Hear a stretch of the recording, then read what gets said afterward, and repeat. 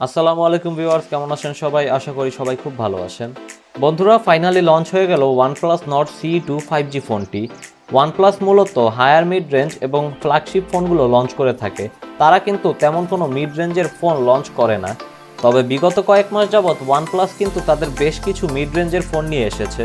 আর Nord CE2 5G এই ফোনটি launch হওয়ার পর আমার মনে হচ্ছে মিড রেঞ্জের ফোনগুলোর উপর OnePlus এর ফোকাস দিন দিন বাড়ছে। ইন ফিউচারে হয়তো আমরা OnePlus এর বেশ কিছু মিড রেঞ্জের ফোন দেখতে পাবো। তো যাই হোক, OnePlus Nord CE2 5G এই ফোনটি দুইটি ভ্যারিয়েন্টে লঞ্চ হয়েছে। 6GB RAM 128GB ROM এবং 8GB RAM 128GB ROM। ফোনটির উল্লেখযোগ্য বিষয়গুলো হচ্ছে ফোনটির রেয়ারে থাকছে ট্রিপল ক্যামেরা সেটআপ এবং প্রসেসর সেকশনে থাকছে 5G প্রসেসর, আর ডিসপ্লে সেকশনে থাকছে অ্যামোলেড ডিসপ্লে। তো ওভারঅল ফোনটি কেমন হবে, ফোনটি আমরা বাংলাদেশের মার্কেটে কবে পাবো এবং এর প্রাইসই বা কেমন হবে, এই সবগুলো প্রশ্নের উত্তর থাকবে আজকের এই ভিডিওতে। আশা করি ভিডিওটি পুরো দেখবেন। তো চলুন আর দেরি না করে ফোনটি সম্পর্কে জেনে নেওয়া যাক।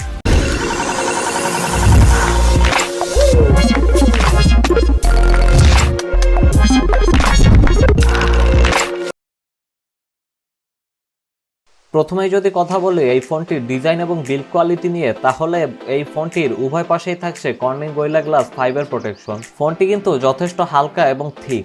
ফোনটির ওয়েট হচ্ছে 173 গ্রাম এবং থিকনেস হচ্ছে 7.8 মিলিমিটার, যার কারণে আপনারা যারা একটু চিকন এবং লাইট ওয়েট ফোন পছন্দ করেন তাদের জন্য এটা একটা গুড নিউজ হতে পারে। ফোনটির ব্যাকের ক্যামেরা মডিউলে থাকছে ট্রিপল ক্যামেরা সেটআপ এবং ফোনটির ফ্রন্টে থাকছে একটি ফুল ভিউ ডিসপ্লে, যার ওপরে বাম দিকে বসানো হয়েছে একটি সিঙ্গেল পাঞ্চ হোল। আর ভালো ব্যাপার হচ্ছে এই ফোনে থাকছে ইন ডিসপ্লে ফিঙ্গারপ্রিন্ট সেন্সর, যা যথেষ্ট ফাস্ট এবং অ্যাকুরেট বলে জানা গিয়েছে।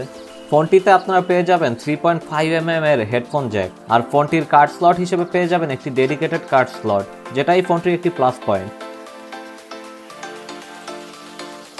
আর এবার যদি কথা বলি ফোনটির ক্যামেরা নিয়ে, তাহলে এখানেও থাকছে বিশেষ আকর্ষণ। ফোনটির রেয়ারে থাকছে ট্রিপল ক্যামেরা সেটআপ, যার মেইন সেন্সর হিসেবে থাকছে 64 মেগাপিক্সেলের একটি ওয়াইড সেন্সর এবং সেকেন্ডে থাকছে 8 মেগাপিক্সেলের একটি আল্ট্রা ওয়াইড সেন্সর এবং সবশেষে থাকছে 2 মেগাপিক্সেলের একটি ম্যাক্রো শুটার।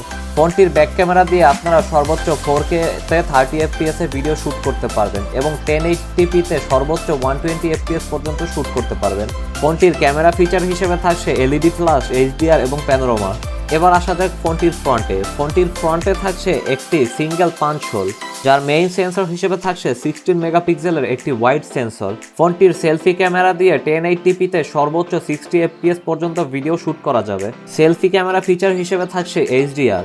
এবার যদি কথা বলি ফটো কোয়ালিটি নিয়ে, তাহলে আমি বলবো এই প্রাইস রেঞ্জের মধ্যে এর ফটো কোয়ালিটি অনেক ভালো। এবার আসা যাক ফোনটির ডিসপ্লের দিকে, কারণ এই ডিসপ্লের সাথে আমরা দিনের বেশিরভাগ সময় কাটিয়ে থাকি। ফোনটির ডিসপ্লে সেকশনে থাকছে 6.43 ইঞ্চির অ্যামোলেড প্যানেল এবং এই ডিসপ্লেতে থাকছে 90 হার্টজের রিফ্রেশ রেট এবং HDR 10+ এর সাপোর্ট। আর এই ডিসপ্লেকে প্রোটেকশন দিচ্ছে কর্নিং গরিলা গ্লাস 5। এই ফোনটিতে 120 হার্টজ রিফ্রেশ রেট থাকলে অনেক বেশি ভালো হতো, কিন্তু OnePlus এর 90 হার্টজ রিফ্রেশ রেট মানে কিন্তু অনেক ভালো কিছু। এই ডিসপ্লের রেজলিউশন হচ্ছে 1080x2400 পিক্সেল। এছাড়াও রয়েছে 409 PPI ডেনসিটি। ওভারঅল বলতে গেলে OnePlus এখানে ডিসপ্লে কোয়ালিটি ভালোই দিয়েছে।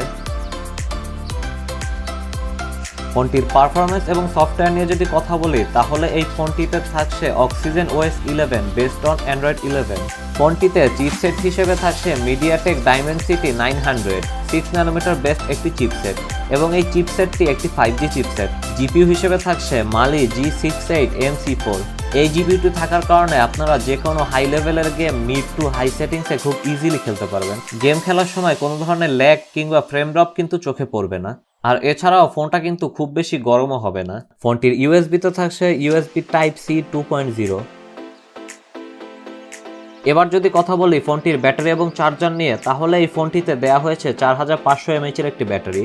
তবে 5000 mAh এর একটি ব্যাটারি দেওয়া হলে আরও বেশি ভালো হতো এবং চার্জার হিসেবে থাকছে 65 ওয়াটের একটি ফাস্ট চার্জার, যার মাধ্যমে এই ফোনটিকে আপনি খুব দ্রুত চার্জ করতে পারবেন। এই ফোনটির চিপসেট পাওয়ার এফিশিয়েন্ট হওয়ায় এই ফোনটিতে আপনি একদিনের ব্যাটারি ব্যাকআপ খুব ইজিলি পেয়ে যাবেন। আর আপনি যদি নর্মাল ইউজার হয়ে থাকেন তাহলে 1.5 দিনের ব্যাটারি ব্যাকআপ তো পাবেনই। এবার আসা যাক মেইন পয়েন্টে, এই ফোনটির প্রাইস এবং লঞ্চিং ডেটে। যেহেতু আজ 17 তারিখ ইন্ডিয়ান মার্কেটে এই ফোনটি লঞ্চ হয়েছে, তাই এই ফোনটি এই মাসের শেষের দিকে কিংবা মার্চ মাসের শুরুর দিকে বাংলাদেশ মার্কেটে লঞ্চ হতে পারে। বাংলাদেশ মার্কেটে এই ফোনটির বেস ভ্যারিয়েন্টটি 29 থেকে 32,000 টাকার মধ্যে আসতে পারে। প্রাইসটা আপাতত আমি এখনো শিওর না, ইন ফিউচারে প্রাইসটা ভালোভাবে জানতে পারলে আপনাদেরকে জানিয়ে দেওয়ার চেষ্টা করব। তো বন্ধুরা, এই ছিল আজকে আমার এই ভিডিওটি যদি ভালো লেগে থাকে তাহলে অবশ্যই একটি লাইক দিবেন, আর চ্যানেলে নতুন হয়ে থাকলে সাবস্ক্রাইব করবেন। তো দেখা হচ্ছে পরবর্তী কোনো ভিডিওতে, ততদিন ভালো থাকুন, সুস্থ থাকুন।